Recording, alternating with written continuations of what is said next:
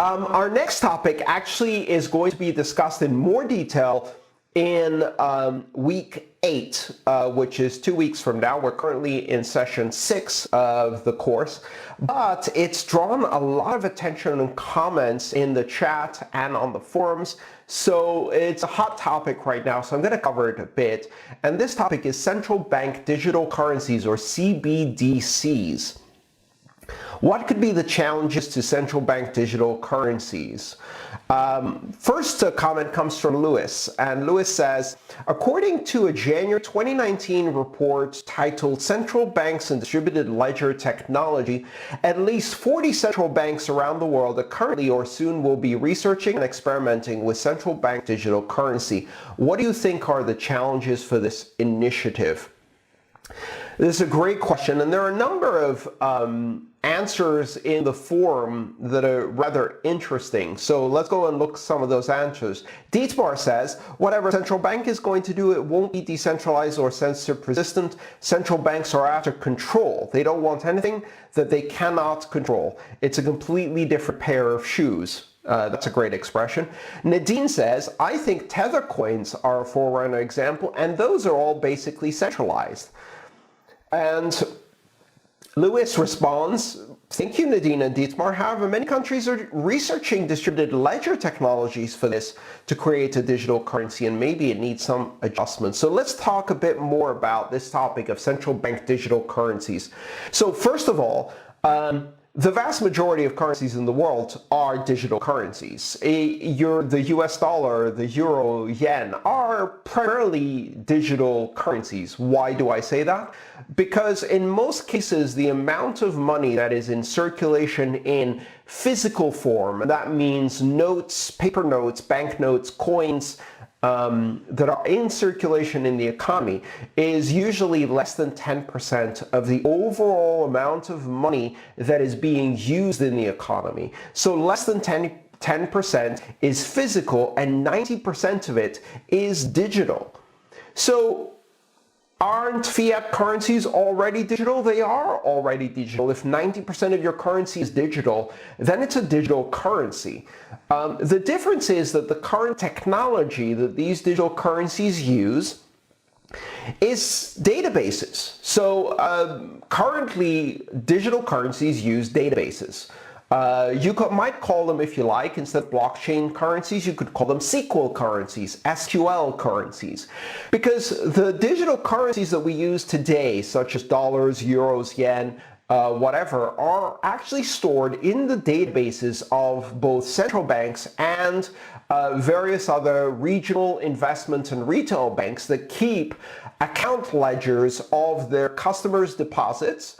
And those account ledgers are stored in databases. They may be different kinds of databases. They may use a variety of different underlying technologies, but effectively they're all some form of relational database, which is absolutely centralized. They may be replicated in multiple places for backup purposes. They may be audited by a number of different organizations, but fundamentally they are databases. Now, these databases store the account value. If you have a checking account in a bank, that's not physical notes and coins, of course. Banks only have a small percentage of their total accounts available as cash withdrawals at any moment in time. It's a number in a database. If you have an investment account or a retirement account, it's a number in a database. So what are we talking about here when we talk about central bank digital currencies? Well, primarily we're talking about marketing.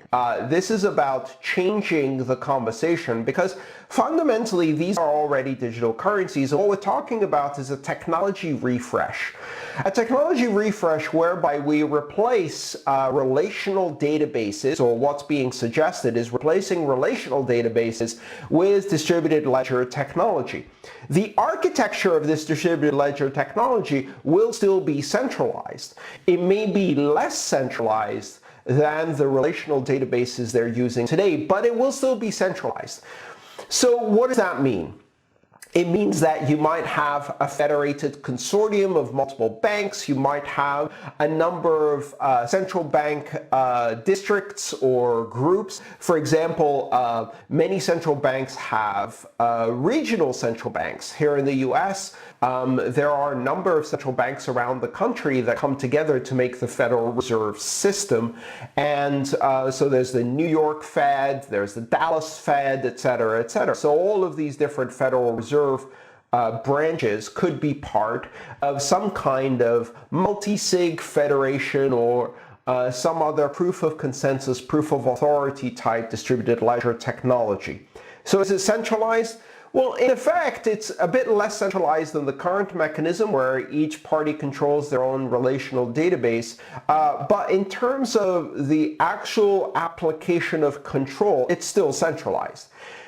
These central bank digital currencies will not be able to be open, public, borderless, neutral, censorship resistant, and immutable. So let's look at these characteristics. I've often repeated these characteristics as the foundational pillars, if you like, of an open public blockchain and what makes things like Bitcoin special. Open means that anyone can participate without authorization, without vetting, without asking for permission, simply by downloading the appropriate software or writing the appropriate software in compliance with the rules and APIs. This is something you can do in Bitcoin. You don't need anyone's permission to bootstrap a node with any software you want as long as it follows the consensus rules. Open also means that anyone can initiate a transaction from anywhere in the system. Again, that's something that happens with Bitcoin and other open public cryptocurrencies. Open is something that cannot, will not ever happen with central bank digital currencies. The reason that it cannot ever happen is because ultimately central banks need to control the participants of every transaction. It would violate every law we have today to do that with a central authority through a central bank. Every participant in these transactions will be vetted, and it will be unlikely that you, as a consumer, will be able to initiate a transaction in the ledgers of the central bank digital currency. That's something that likely only banks will be able to do. And that means that the accounts that you have that represent this currency are going to be custodial accounts held by banks that have the rights to do this. How is this different from SWIFT? It's not really that different. Again, it's really a technology change rather than an architecture or control change. Borderless. These systems will not be borderless. Bitcoin and other open public cryptocurrencies are completely borderless. They operate everywhere in the world that you can get any kind of communication medium. Satellite, wireless, radio, internet, whatever. It doesn't matter. As long as you can transmit and receive information somehow and connect to at least one more node that's part of the network, you can operate regardless of physical, political, geographic borders. And therefore, open public blockchains are borderless. Central bank digital currencies will not be borderless. They will be strictly restricted within the jurisdiction of a country. They may have bridges or gateways between countries, just like SWIFT has today, but they won't be borderless. Neutral. Neutral means that transactions are propagated regardless of the sender, recipient, or purpose of the transaction, and nobody gets to question who you are, where you're sending, why you're sending, and what you're using your money for. And open public blockchains are neutral in that way, just like net neutrality on the internet. The idea being that content is transmitted from one address to another on the internet, and currency is transmitted from one address to the other on an open public blockchain, and you don't have to tell what you're paying, why you're paying, who you're paying, or who you are. Of course, central bank digital currencies will not be neutral. They have to apply know your customer, anti-money laundering, and verification policies to make sure that you don't use currency for purposes that are not approved by the current political regime or legal system of the country in which you reside, which is also one of the reasons they can't be borderless, because they have to have a legal framework for that. And they will be censorship resistant because, of course, some transaction types will not be allowed.